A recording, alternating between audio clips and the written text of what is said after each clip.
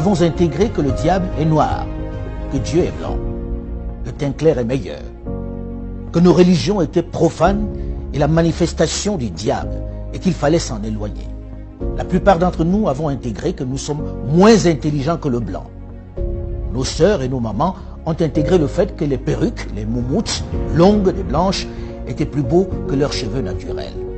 Il est venu le moment de sortir de cet obscurantisme. Il est venu le moment pour une jeunesse désormais bien formée et ouverte sur le monde d'élaborer le narratif des Africains, de raconter notre histoire, de magnifier nos valeurs, de vulgariser notre savoir, notre conception de la vie. Bref, de récupérer la parole qui nous a été arrachée et de parler de nous, sans complexe, avec fierté. C'est pourquoi j'encourage les jeunes à produire autant qu'ils le peuvent, que ce soit dans la littérature, la culture et dans le domaine de l'audiovisuel. Les programmes sur nos médias doivent ressembler à nous. Ils doivent refléter nos réalités. Nos feuilletons, nos films, nos jeux doivent ressembler à nous. Fini le mimétisme.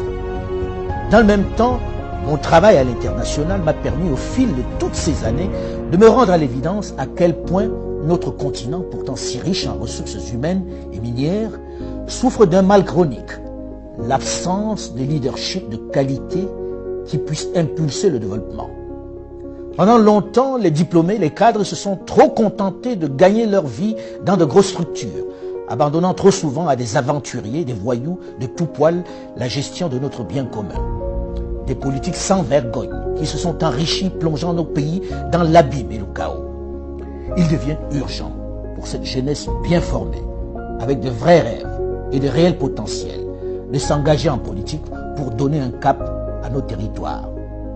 C'est eux qui doivent mettre un terme à cette pandémie qui fait plus de victimes que le paludisme, Ebola et le Covid-19. Il faut s'engager en masse en politique et travailler à changer les paradigmes. Il faut arrêter de laisser cette activité à des vieux essentiellement mus par la volonté de se maintenir aux affaires alors qu'ils n'ont aucun projet pour leur pays, alors que leur avenir est derrière eux. Une chose est certaine, et c'est triste de le dire, ma génération et celle de mes aînés ont échoué à développer l'Afrique. Mais vous, les plus jeunes, aurez moins d'excuses, puisque vous avez les armes pour renverser la vapeur. La balle est dans votre camp. Le Sud et le Nord Kivu essentiellement. Sans lui donc, pas de téléphone portable. Tout le monde sait que le coltan, la capitale du coltan, c'est Walikale. Tout le monde sait que ce coltan prend la direction des industries en Occident pour soit les avions, soit les téléphones portables. C'est tout.